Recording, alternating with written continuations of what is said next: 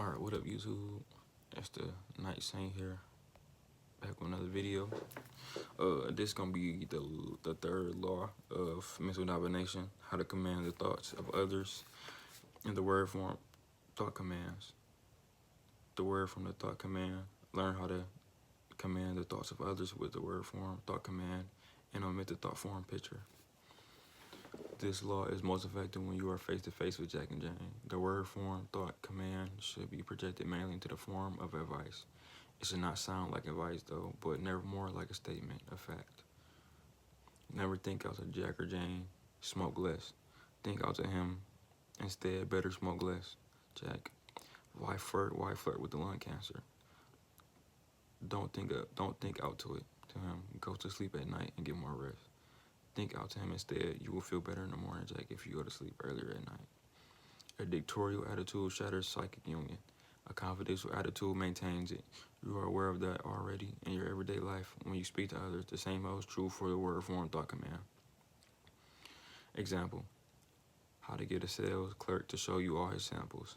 You're a shy shopper, like most men, but you don't want to purchase the first piece of merchandise that sales clerk showed you. You want to see or even try on different samples before you make up your mind. You don't want to pay any exorbitant price for the item, so you doubt if the clerk will strain himself to show you too many different samples of it. Control him or her with the word form thought command. Stare with interest at what he first shows you, but hesitate obviously and think out to him. I am very interested, but something else might suit me fine. Show it to me and see. But then say to him, this isn't exactly what I had in mind. Have you anything else? What? That's crazy. You matter. Your manner, does not beg him to show you something else. He must not feel that he's doing you a favor, or he will think that you are out of a waste of his time. He must be led to feel that you are even more impatient than he, but that you will hand the word form thought command that you're interested, but he ought to show you something else. His enthusiasm is weeded. I don't know how to pronounce that word. He assumes that you're keenly interested, but you refuse to be rushed into anything. If his second sample still does not satisfy you, think out to him, I do like this one better, but it is still not what I think, not what I want.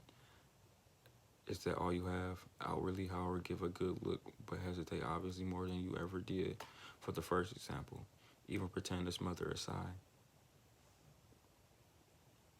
The clerk will now assume that you're dying to buy, but you are concealing your feelings. He'll rush you another sample. Don't look too closely at it this time, but if it isn't what you want, display instead desperation at the fact that he might not have what you want after all. Think out to him. This is almost it, and shake your head sadly. The clerk will scurry around now to show you his remaining samples. How to induce a vacillating suitor to propose.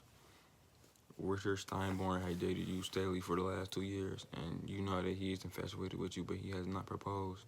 You wonder if he will. The last month he has dated Joan.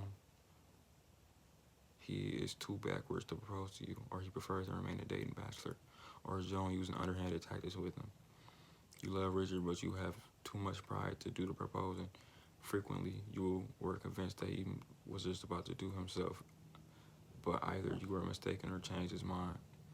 Use the word form thought command and rush Richard into proposing to you.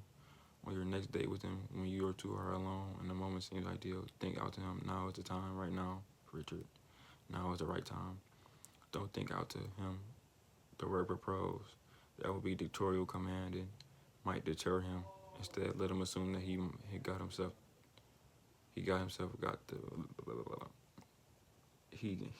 got the feeling to propose. Slump on the sofa enough for your head to rest on his shoulder. That not only increases your physical contact with him, but also keep your eyes gazing into his. But you don't want to appear too eager. You still want him to feel that the whole idea was his. Continue thinking him. Just say it fast now, Richard. Don't make a long speech. Just say it. Dear, get it over with. Clutch his hand tighter, and lean more helplessly on his shoulder. Remain momentarily silent and let him absorb the full projection of your word form thought command. Just say it now, Richard. Think out to him. And then, he said, marry me, Jane. That's all you have to say. Say it, Richard. If you don't do it now, somebody else might. Just say it now, fast and easy. Marry me, Jane. It's so easy. Your words might seem a little too commanding, but you soften your terseness by resting your head on him and squeezing his hand. The situation is urgent, and so you have to be more direct with him in word form thought command than usual. The chances that he will propose now, if he still does not, relax the grip of your hand on his, but don't give up.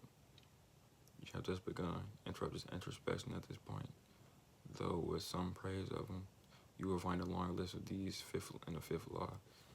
His subconscious mind otherwise will be accustomed to your word form thought command and build up resistance against them. Even enlarge your praise to him, but then relapse into a sweet silence again and once more project word form thought commands to him to propose.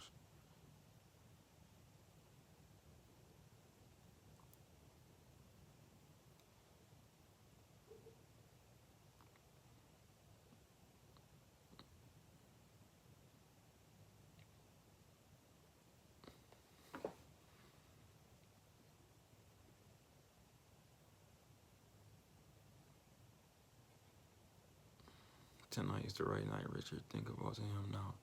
I am in the right mood for it. Make it short and fast, and I will accept you as fast.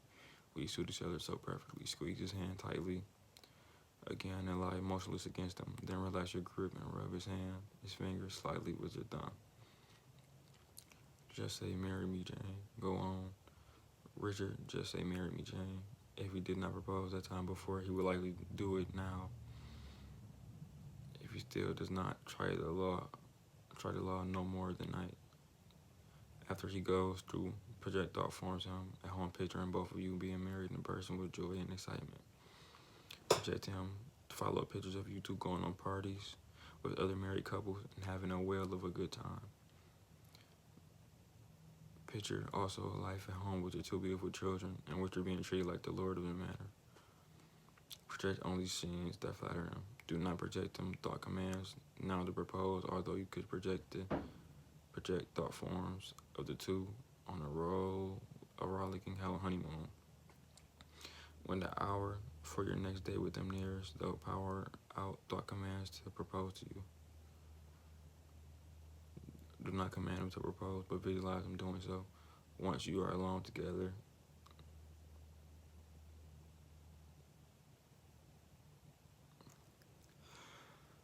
again, at the time is right, then project to him the word thought form command to propose.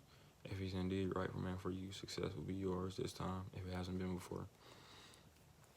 I'm not about to read that last example. I like how they in this book, they use a lot of realistic examples about how to use the thought command. And it's honestly good as fuck. Actually, I'm gonna read this last example. And I'm glad they have like these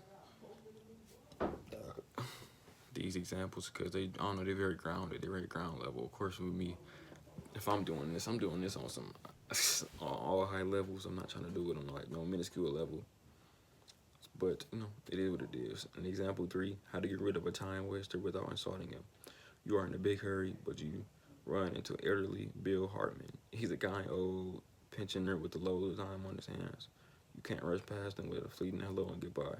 I am in a hurry attitude. Bill is sensitive, but like to think that you are casting him off because he's old, yet you have little time to spare. Once Bill starts talking, it's hard to stop him. Greet him as if you were delighted to see him again. Give him not the least impression of you trying to hurry away from him. Don't inquiry concerning his health, but tell him that he looks fine. Don't give him the opportunity to discuss his ailments, real or imagined. But in your mind, keep repeating, I am late to work, Bill. I have to go right away. Before he starts asking you a question or clinging to you, glance at the watch and claim, what? Am I that late today? And sigh deeply, thinking not to him. Be fair, Bill. Rush me along. Shake his hand, thinking out to him. Be fair, Bill. Rush me along. Shake his hand vigorously and say to yourself, One of these days we'll get together, Bill. But right now, I must get going. I'm not being rude. I am too fond of you for that. For that. Grip his arm tightly and hastened away, exclaiming, "But I'll see you very soon. You cannot be so polite to him naturally as if you stopped and conversed with him all morning. You just have to do the best you can under the circumstances. Note, you will be surprised how effective the word thought form thought blah, blah, blah. You will be surprised how effective the word form thought command is. It darts into the subconscious mind to build harmony and urges him to do what you want him to do, providing that it is not something dishonest or dishonorable." That is crazy. I'm gonna start doing these practices because I ain't gonna lie, this shit it's starting to rev up. So that's crazy. It's kind of cool.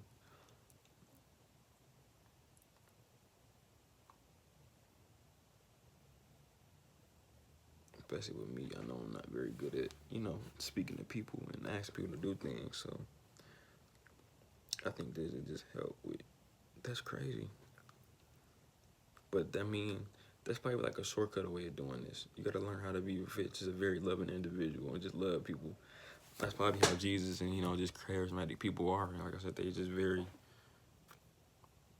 They had an energy. They have a lot of. They probably overflow with a lot of healing or just loving energy, just cosmic love. So I think it helps with them with dealing with people. I think that's why they always have like a flock of people. I think that's very useful. I think that can just help with people developing their charisma as well. Of course, these thought exercises, but also just learning to be more of a loving individual. So yeah, this is the third law. The next law is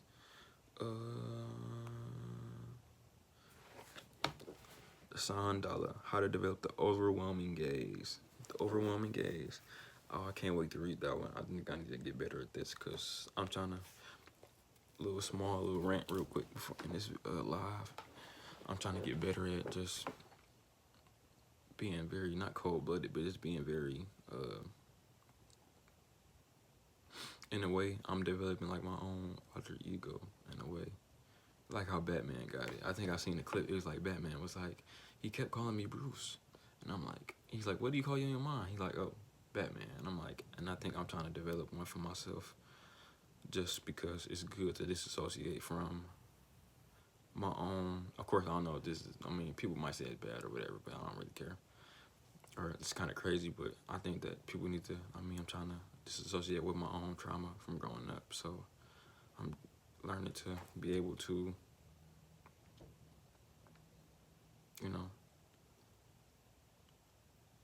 I'm learning to be able to